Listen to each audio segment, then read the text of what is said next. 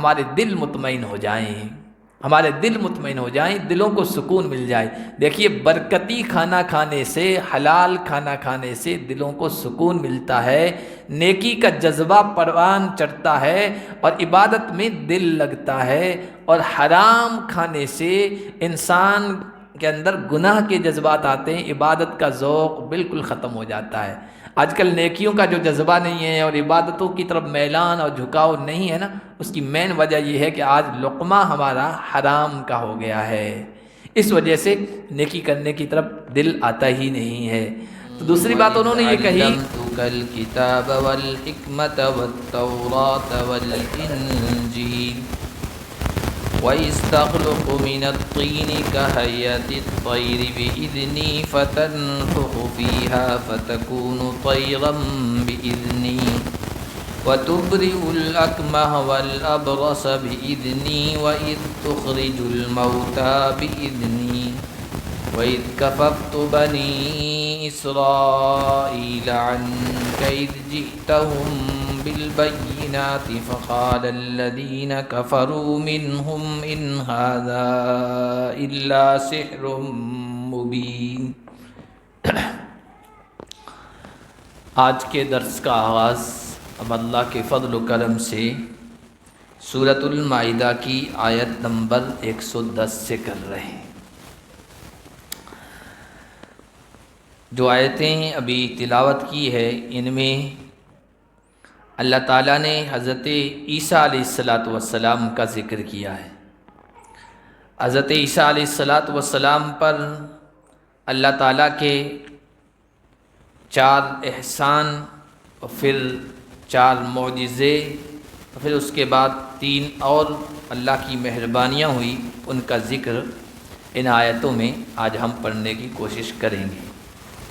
اللہ تعالیٰ نے فرمایا، اذ قال اللہ یا عیسی ابن مریم اذکر نعمتی علیک وعلی والدتک۔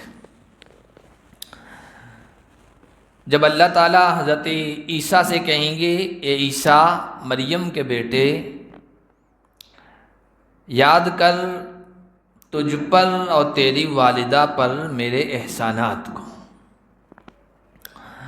اللہ تعالیٰ نے قرآن کریم میں جہاں کہیں بھی حضرت عیسیٰ کا ذکر کیا ہے، مریم کے بیٹے کے حوالے سے کیا ہے، اور اس وجہ سے یہ انداز اختیار کیا ہے کہ لوگوں نے، عیسائیوں نے حضرت عیسیٰ علیہ السلام کو اللہ یا اللہ کا بیٹا قرار دیا، سن آف گاڈ، یہ ان کا عقیدہ ہے۔ اس عقیدے کی تردید کے لیے بار بار قرآن میں یہ کہا گیا کہ عیسیٰ نہ اللہ ہیں، نہ خدا ہیں، نہ خدا کے بیٹے ہیں، بلکہ وہ مریم کے بیٹے ہیں۔ ہاں اللہ تعالیٰ کی قدرت ظاہر ہوئی اور بغیر باپ کے اللہ تعالیٰ نے ان کو مریم کے بطن سے، پیٹ سے پیدا فرمایا ہے۔ اور حضرت عیسیٰ پر بھی اللہ کے احسانات ہوئے اور ان کی والدہ پر بھی۔ حضرت مریم علیہ السلام پر اللہ تعالیٰ کے احسانات میں سے ایک احسان یہ کہ اللہ تعالیٰ نے اپنی قدرت کو ظاہر کرنے کے لیے ان کو چنا، ان کا انتخاب کیا کہ ایک ایسی عورت کا انتخاب کیا جائے بغیر باپ کے، ان کے بطن سے، پیٹ سے اپنی قدرت کے طور پر کسی بچے کو پیدا کروں، حضرت عیسیٰ کو پیدا فرمایا۔ حضور علیہ السلام نے ارشاد فرمایا کہ عورتیں، مرد تو زمانے میں بہت باکمال ہوئے ہیں، لیکن عورتیں بہت کم ہوئی ہے، انگلی پر گنی جائی اتنی ہی ہوئی ہے۔ ان باکمال عورتوں میں سے ایک عورت عیسیٰ کی والدہ مریم بھی ہیں، ان کا بھی ذکر آیا ہے۔ اور تیسرے پارے میں ہم پڑھ چکے ہیں، اللہ تعالیٰ نے فرمایا کہ مریم کو شیطانی اثرات سے ہم نے محفوظ رکھا، اس لیے کہ ان کی والدہ نے کہا تھا انی اعیذھا بک وذریتھا من الشیطان الرجیم، اے اللہ میرے پیٹ میں جو بھی پل رہا ہے میں اس کو اور اس کی آنے والی ذریت و نسل کو میں تیری پناہ میں دیتی ہوں شیطان مردود سے۔ اللہ کا ان پر احسان یہ ہوا کہ اللہ نے فرمایا ہم نے ان کو اچھی طرح سے قبول کیا، پھر اچھی طرح سے ان کی پرورش کی، پھر نبی زکریا علیہ السلام کی سرپرستی میں ان کو پروان چڑھایا اور عجیب و غریب طریقے پر بغیر موسم کے ان کو پھل عطا فرمائے، کھانے پینے کی چیزیں غیر معمولی طریقے پر مریم کو اللہ کی طرف سے عطا ہوئی۔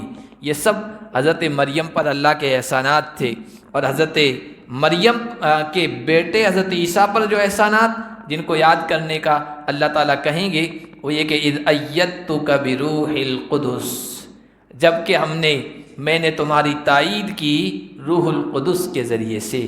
روح القدس سے مراد حضرت جبرائیل علیہ السلام ہیں۔ اللہ تعالیٰ نے خصوصی طور پر جبرائیل علیہ السلام کو متعین کیا حضرت عیسیٰ علیہ السلام کی حفاظت کے لیے، ہر موقع پر ان کی حفاظت کرتے رہے، بیٹے کے بھی حفاظت کی اور ان کی والدہ کی بھی عزت کی، عصمت کی، آبرو کی حفاظت کی۔ تو ایک احسان یہ کہ روح القدس جبرائیل کے ذریعے سے میں نے تمہاری تائید کی، تکلم الناس فی المہد وکہلا۔ دوسرا ہمارا احسان یہ ہوا کہ تم لوگوں سے بات کرتے تھے، گہوارے میں بھی اور ادھیڑ عمر میں بھی۔ گہوارے میں یعنی بچہ ماں کی گود میں ہوتا ہے تو عام طور پر بچے بولا نہیں کرتے ہیں، لیکن خرق عادت کے طور پر یعنی اللہ کی قدرت کے طور پر بہت کم بچے ایسے ہوئے ہیں جو نہ بولنے کی عمر میں بھی بولے ہیں۔ ان میں سے خاص طور پر حضرت عیسیٰ علیہ السلام، حضرت مریم ان کو گود میں اٹھا کے لے کے آئی قوم کے بیچ میں، قوم نے تہمتیں لگائی، الزام لگائے، عزت و آبرو پر حملہ کیا، بدنام کرنا چاہا۔ اللہ تعالیٰ نے پہلے سے کہہ دیا تھا مریم تجھے نہیں بولنا ہے، زبان نہیں کھولنا ہے، کہہ دینا ہے کہ میں رب کے لیے میں نے روزہ رکھ لیا ہے، وَلَنُكَلِّمَ الْيَوْمَ إِنسِيًّا، کسی انسان سے بات نہیں کروں گی۔ تو کا جواب کون دے گا؟ یہ بچہ کہاں سے آیا، کس طریقے سے آیا ہے؟ تم تو کنواری ہو۔ اشارہ کیا فَأَشَارَتْ إِلَيْهِ، بچے کی طرف اشارہ کیا، یہ جواب دے گا۔ کہنے لگے بچے تو بولا نہیں کرتے ہیں، یہ کیسے جواب دیں گے؟ اور حضرت عیسیٰ کو اللہ نے گویائی عطا فرمائی، قال انی عبد اللہ آتانی الکتاب وجعلنی نبیا وجعلنی مبارکا اینما کنت واوصانی بالصلاۃ والزکاۃ ما دمت حیا۔ یہ وہ بولے حضرت عیسیٰ نے، تو یہ مہد یعنی گہوارے میں ماں کی گود میں بولنے لگے تم، اور ادھیڑ عمر میں بولنا، یہ تو سب بولتے ہیں۔ ہم 30 اور 40 کے پیٹے میں جو لوگ ہیں سب بولتے ہیں، جن کو اللہ تعالیٰ نے زبان دی ہے سب بول رہے ہیں۔ تو اس میں حضرت عیسیٰ علیہ السلام کی کیا خصوصیت ہے؟ اصل میں حضرت عیسیٰ علیہ السلام کی خصوصیت اس طور پر ہے کہ اللہ تعالیٰ نے ان کو آسمان پہ اٹھا لیا ہے، اور 30-33 سال کے بیچ یہ عمر تھی۔ اب واپس جب آئیں گے نا تو اسی عمر میں آئیں گے اس دنیا میں۔ آپ نے پہلے شادی نہیں کی ہے، آئیں گے تو شادی کریں گے، آپ کی ضرورت بھی ہوگی، اولاد بھی ہوگی، اور وہ بولیں گے، اس وقت لوگوں سے گفتگو کریں گے، شریعت محمدی کی طرف بلائیں گے۔ تو اس طور پر ان کے لیے خصوصیت کی چیز ہو گئی کہ بچپن میں بھی بولے، اور ایک لمبے عرصے کے بعد ادھیڑ عمر میں واپس اس دنیا میں آئیں گے، آسمان سے اتارے جائیں گے قیامت کے قریب، تو اس وقت گفتگو فرمائیں گے۔ وَإِذْ عَلَّمْتُكَ الْكِتَابَ وَالْحِكْمَةَ وَالتَّوْرَاةَ وَالْإِنْجِيلَ، اور میرا احسان یاد کرو جب میں نے تمہیں لکھنا سکھایا۔ انبیاء علیہ السلام کا استاذ براہ راست ڈائریکٹ اللہ ہوتا ہے، وہ کسی سے لکھنا پڑھنا نہیں سیکھتے ہیں۔ حضرت عیسیٰ کو خصوصی طور پر اللہ تعالیٰ نے تحریر سکھائی، لکھنا سکھایا۔ الکتاب کا مطلب یہ ہے، والحکمہ، اور حکمت کی بات، دانشمندی کی بات، اور تورات سکھائی اور انجیل سکھائی۔ تورات حضرت موسیٰ علیہ السلام پر اتری تھی، انجیل خود حضرت عیسیٰ علیہ السلام پر اترنے والی کتاب ہے۔ اور بعض مفسرین نے کہا الکتاب والحکمہ، کتاب سے مراد قرآن کریم ہے، اور حکمت سے مراد سنت ہے، یعنی نبی پاک صلی اللہ علیہ وسلم کے ارشادات ہیں اور ہدایات ہیں۔ اس کا مطلب یہ ہے کہ جب وہ اس دنیا میں دوبارہ آئیں گے، قرآن بھی اللہ ان کو سکھائے گا، اور حضور علیہ السلام کی احادیث، آپ کے فرامین، آپ کے ارشادات، آپ کے ہدایات بھی سکھائے گا۔ یہ گویا اللہ کا حضرت عیسیٰ پر احسان ہوا کہ تمام آسمانی کتابوں کے جاننے والے وہ تھے، तौरात के भी, इंजील के भी, आसमानी किताबों के भी। वइस्तखलुक़ु मिनत्तीनि कहय्यति त्तैरि बिइज़्नी फतनफ़ुख़ु फ़ीहा फ़तकूनु तैरम बिइज़्नी। और जब तुम मट्टी से परिंदे की शक्ल बनाते थे मेरे हुक्म से, और उसमें तुम फूंकते थे तो वो परिंदा बन जाता था मेरे हुक्म से। ये ख़ास तौर पर बिइज़्नी बिइज़्नी बिइज़्नी आ रहा है यहाँ पर। हज़रत ईसा के मोजज़ात थे ना, वो अजीब व गरीब तरीके से थे, हैरत में डालने वाले, आँखें खोल देने वाले, अचंभे में डालने वाले। तो कोई ये समझ सकता था कि ये ईसा अपने इख्तियार, अपनी कुदरत, अपने तौर पर कर रहे हैं। तो अल्लाह ताला ने बार बार कहा, ये जो तुम मोजज़ात लोगों को दिखाते थे ना, मेरे हुक्म से, मेरी इजाज़त से। यानी मोजज़ात को ज़ाहिर करने वाला अल्लाह होता है। अम्बिया अलैहिस्सलाम के हाथों अजीब व गरीब, हैरत में डालने वाली बातें, चीज़ें और ऐसे आमाल ज़ाहिर होते हैं, जिसे आजकल कई जैसे चमत्कार की चीज़ें ज़ाहिर होती है, मौजज़ा ज़ाहिर होता है, तो वो अल्लाह के हुक्म से होता है, अल्लाह के इख्तियार होता है। वमा कान लिरसूलिन अन यातिया बिआयतिन इल्ला बिइज़्निल्लाह। कुरान कहता है कोई रसूल अपनी तरफ से कोई मौजज़ा नहीं पेश कर सकता है, हाँ अल्लाह के हुक्म से, अल्लाह के इख्तियार से और अल्लाह की इजाज़त से होता है। तो आजकल तो एक फ़न बन गया, आर्ट बन गया है, तरह तरह की गुड़िया, तरह तरह के खिलौने, तरह तरह के परिंदे बनते हैं, कारखानों में, फैक्ट्रियों में लोग तैयार करते हैं। लेकिन उस ज़माने में ये सब इतना फ़न तरक्की किया हुआ नहीं था, आर्ट, फ़न। हज़रत ईसा अलैहिस्सलाम मट्टी लेते थे, उसको गूंथते थे और परिंदा बनाकर यूँ हाथ में रखते और फूंकते थे, वो उड़ता हुआ लोगों को दिखाई देता था। ये उस ज़माने में अजीब व गरीब चीज़ थी। चूँकि उलमा ने लिखा है कि हर ज़माने के तकाज़ों के एतबार से अल्लाह ताला नबी को मोजज़ात देते हैं। जिस ज़माने में जैसे हालात होते हैं, जैसे तकाज़े होते हैं, जैसा माहौल होता है ना, वैसे वो मोजज़ात नबी के हाथों से ज़ाहिर होते हैं। हज़रत ईसा अलैहिस्सलाम का ज़माना जो था ना, वो तबाबत का था, यानी डॉक्टरी का, तिब्ब का, हिकमत का, इलाज मुआलजे का। बड़े लोगों ने उसमें तरक्की की। ये बड़े बड़े हकीम और बड़े बड़े फ़लसफ़ी और बड़े बड़े डॉक्टर ये उस ज़माने में थे, जिनका नाम आज हम सुनते हैं। हज़रत ईसा अलैहिस्सलाम के ज़माने के थे उस ज़माने में। तो हज़रत ईसा अलैहिस्सलाम को मोजज़े भी वैसे ही दिए कि तमाम डॉक्टर, फ़लसफ़ी हैरत में पड़ जाएं कि ये क्या चीज़ है। जो फरमाया वतुबरिउल अकमह वल अबरस बिइज़्नी, तुम नाबीना को बीना कर देते थे और कोढ़ के मर्ज को ठीक कर देते थे मेरे हुक्म से। डॉक्टरी का बड़ा चर्चा था, तिब का, हिकमत का बड़ा चर्चा था हज़रत ईसा के ज़माने में। बड़ी बड़ी ख़तरनाक बीमारियों का भी इलाज उस ज़माने के तबीब, हकीम, डॉक्टर कर देते थे। अल्लाह ताला ने हज़रत ईसा को मोजज़ा ऐसा अता फरमाया कि वो ऐसी चीज़ों को ठीक कर देते थे कि उस ज़माने के तबीब भी आजिज़ थे। डॉक्टरी नाबीना को बीना करने से आजिज़। मादरजात जो अंधा हो, नाबीना हो, उसकी आंखों में बीनाई नहीं डाल सकती थी, लेकिन हज़रत ईसा अलैहिस्सलाम हाथ फेरते थे आँखों पर, नाबीना भी बीना हो जाता था, देखने वाला बन जाता था। कोढ़ का मर्ज है, पूरा सफ़ेद हो चुका है, उसकी गोरी चमड़ी को कोई गंदुमी रंग की, गेहूँ रंग की नहीं कर सकता था।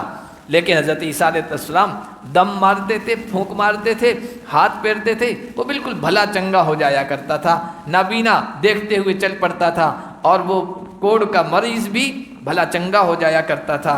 व इस्तुखरिजुल मौता बिइज़्नी, और जब तुम मुर्दों को मेरे हुक्म से निकाल देते थे, मरे हुए शख्स से कहते थे कुम बिइज़्निल्लाह, अल्लाह के हुक्म से खड़ा हो जाओ, वो मट्टी झाड़ता हुआ खड़ा हो जाया करता था।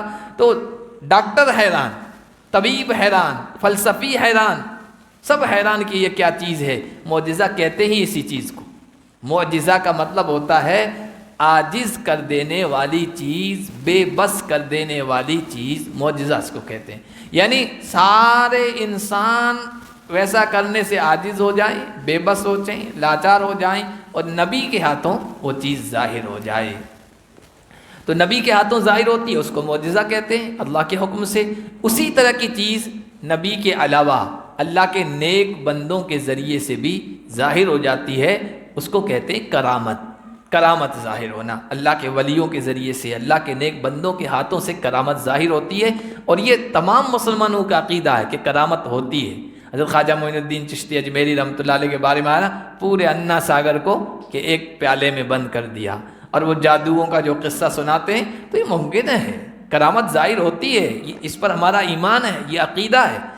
نبیوں کے علاوہ کسی کے ہاتھیں ظاہر ہو تو اس کو کرامت کہتے ہیں، لیکن یہی جو قرآن عقیدہ بیان کر رہا ہے، اللہ جب چاہے تو ظاہر کروا دیتا ہے، کوئی انسان اپنے طور پر ظاہر نہیں کر سکتا ہے، وہ اللہ کا حکم ہوتا ہے، اللہ کا آرڈر ہوتا ہے، اور اللہ کی چاہت پر ہوتا ہے۔ اور بعض مرتبہ ایسی حیرت انگیز چیزیں آپ یاد رکھیے غیروں سے بھی ظاہر ہو جاتی ہے، ہندوؤں سے، عیسائیوں سے، یہودیوں سے، جوگیوں سے، پنڈتوں سے چمتکار کی اس طرح کی چیزیں ظاہر ہو جاتی ہے، تو وہ استدراج ہے۔ استدراج کا مطلب مہلت ہے، آزمائش ہے۔ اللہ تعالیٰ بندوں کے ایمان کو اس کے ذریعے سے آزماتے ہیں کہ یہ اس پر ایمان لے آتے ہیں یا اس کو ٹھکرا دیتے ہیں کہ یہ آزمائش ہے، ہم اس کو قبول نہیں کرتے ہیں۔ اور یاد رکھیے سب سے بڑا خطرناک جو دشمن ہے وہ دجال ہے، اس سے بڑھ کر بڑا فتنہ کوئی نہیں آئے گا۔ دجال کے ہاتھوں عجیب و غریب چیزیں ظاہر ہوگی، وہ اسی طرح کی، ہم اس کو معجزہ نہیں کہیں گے، ہم اس کو کرامت نہیں کہیں گے، ہم اس کو آزمائش کہیں گے، استدراج کہیں گے۔ اللہ کی طرف سے مہلت ہوتی ہے، بندوں کے لیے آزمائش ہوتی ہے، اسی لیے فتنوں سے اور فتنوں کی آزمائشوں سے ہمیشہ اللہ کی پناہ مانگنی چاہیے، اللہ کی پناہ میں آنا چاہیے، ورنہ دجال کے کرشموں کو دیکھ کر، چمتکاروں کو دیکھ کر اچھے اچھے لوگوں کا ایمان خراب ہو جائے گا۔ بعض مرتبہ نہیں دیکھتے پنڈت، جوگی، اس طرح کے لوگ عجیب عجیب چیزیں دکھا رہے ہوتے ہیں، لوگ ان پر یقین کر لیتے ہیں اور ان پر عقیدہ رکھ لیتے ہیں، تو یہ آزمائش ہوتی ہے۔ اللہ ہم سب کی حفاظت فرمائے۔ تو مردوں کو میرے حکم سے تم زندہ کرتے تھے، وَإِذْ كَفَفْتُ بَنِي إِسْرَائِيلَ عَنْكَ إِذْ جِئْتَهُمْ بِالْبَيِّنَاتِ۔ اب آگے اللہ تعالیٰ کچھ اور احسانات کا ذکر فرما رہے ہیں۔ جب میں نے تم سے بنی اسرائیل کو روک دیا، جب ان کے پاس تم واضح دلیلیں لے کے آئے، تو ان میں سے کافروں نے کہا یہ تو کھلا ہوا جادو ہے۔ حضرت عیسیٰ علیہ السلام نے جب بنی اسرائیل کے لوگوں کے سامنے یہ سب چیزیں رکھی نا، انہوں نے اپنے آنکھوں سے دیکھا۔ دیکھیے اللہ کی توفیق نہیں ہوتی ہے نا تو انسان حق سے محروم رہتا ہے، چاہے اس کے سامنے کتنی بڑی دلیلیں، واضح دلیلیں، صاف دلیلیں کیوں نہ آ جائیں، حق سے محروم ہو جاتا ہے۔ بنی اسرائیل نے اپنے آنکھوں سے دیکھا کہ جن نابیناؤں کی بینائی کو ہمارے دور کے بڑے بڑے ڈاکٹر، جبکہ ڈاکٹری کا چرچا تھا، نہیں واپس لوٹا سکے، عیسیٰ نے پھونک ماری، ہاتھ پھیرا، بینائی آ گئی۔ جن کوڑ کے مریضوں کو کوئی شفا نہیں دے سکا، صحیح نہیں کر سکا، عیسیٰ کے ذریعے سے ہم نے دیکھا وہ بھلا چنگا دوڑتا اور لوگوں میں اٹھتا بیٹھتا بن گیا، اور مردوں کو تو آج تک کوئی نہیں زندہ کر سکا ہے، لیکن عیسیٰ کہہ رہے ہیں قم باذن اللہ، اور وہ اللہ کے حکم سے کھڑا ہو جاتا ہے۔ یہ سب کچھ دیکھنے کے باوجود، واضح دلیلیں دیکھنے کے باوجود کہنے لگے یہ تو جادو ہے، یہ جادو ہے۔ نبی پاک صلی اللہ علیہ وسلم کے بارے میں بھی لوگ یہی کہتے تھے۔ نبی پاک صلی اللہ علیہ وسلم نے جب کفار کے کہنے پر کہ اگر آپ سچے نبی ہیں نا تو یہ چاند کے 2 ٹکڑے کر دیجیے، اللہ کے حکم سے چاند 2 ٹکڑے ہو گیا، انہوں نے اپنے آنکھوں سے دیکھا، ایک ٹکڑا پہاڑ کی اس سائڈ، ایک ٹکڑا پہاڑ کی اس سائڈ، دیکھ لیا اپنے آنکھوں سے۔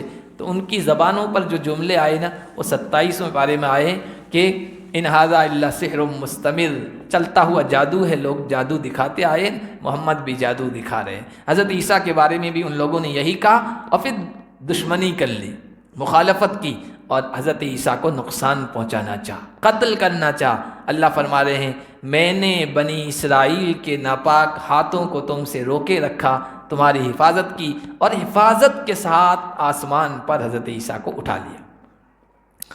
وَإِذَا أَوْحَيْتُ إِلَى الْحَوَارِيِّينَ أَنْ آمِنُوا بِي وَبِرَسُولِي، اور جب میں نے حواریوں کے دل میں بات ڈالی، یہ بھی میرا ایک احسان ہے۔